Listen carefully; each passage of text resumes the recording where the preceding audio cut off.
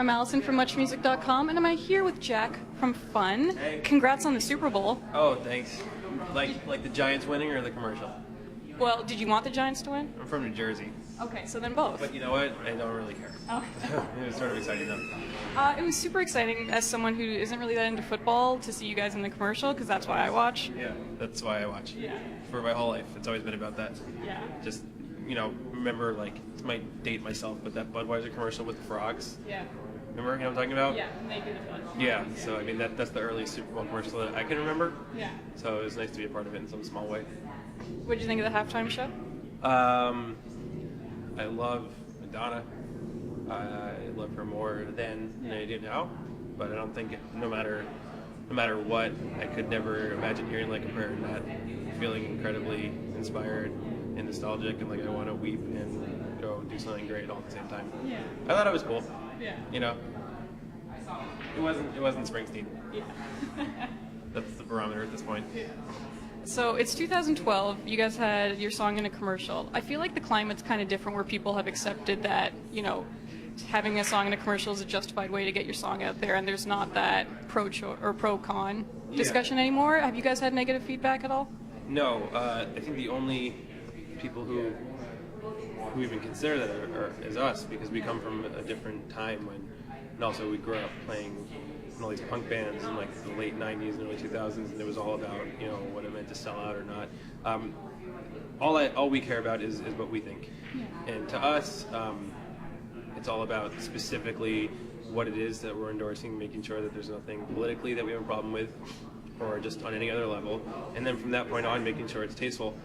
And that was like a really cool commercial when we got the idea, like a car doing a kickflip. It was just like, yeah, this kind of makes sense. It's like epic, and the song will work in there, and there's all these like ties to like youth, and almost feels like a John Hughes movie. Some of the cuts of the commercial that we saw. And then the truth is, we worked so hard and put so much into making albums and creating a live show, and most importantly, creating an entire universe that is ours.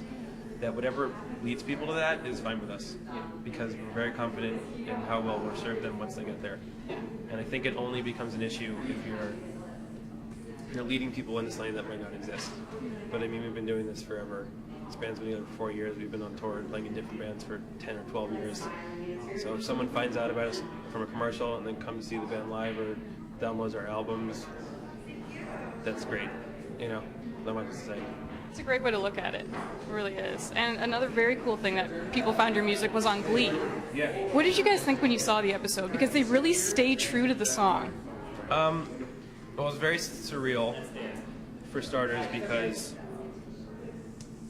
not even surreal, like, I can't believe this is happening for us, like, surreal, like, literally, like, those, like, if you can remember being young and going to, like, really young, like 10, and, like, going to, like, the grocery store and seeing your teacher there, and it was, like, an extremely weird experience, like, this doesn't, like, worlds colliding, like, dog on its hind legs, just, like, that's what it was like for us, like, this is so weird, like, we've seen the show, and now they're doing ours, it's very strange, but it was a complete honor, and we have feelings about Glee conceptually that go way beyond just a TV show, and we're proud to be a part of it.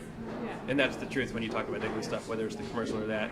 When we go to bed at night, we have to decide if we were proud to be a part of it. And we are for both those things, and that will resonate. And Glee's been a great mainstream show that's kind of been a champion for the gay community, and you guys do a lot of that too. Do you think enough artists use their platform in ways that they should? I don't think enough people use their platform in general. Everyone has a power, whether they recognize it or not. If you're gay or if you're transgender or bisexual, let's say with a specific issue, but with all issues, but specifically, you have a power because you're the oppressed party, especially in America. Things are much better in Canada, but still, obviously, there's ways to go everywhere. And then if you're straight, there's an acute power with that too that I think a lot of, if not most of the straight community doesn't realize.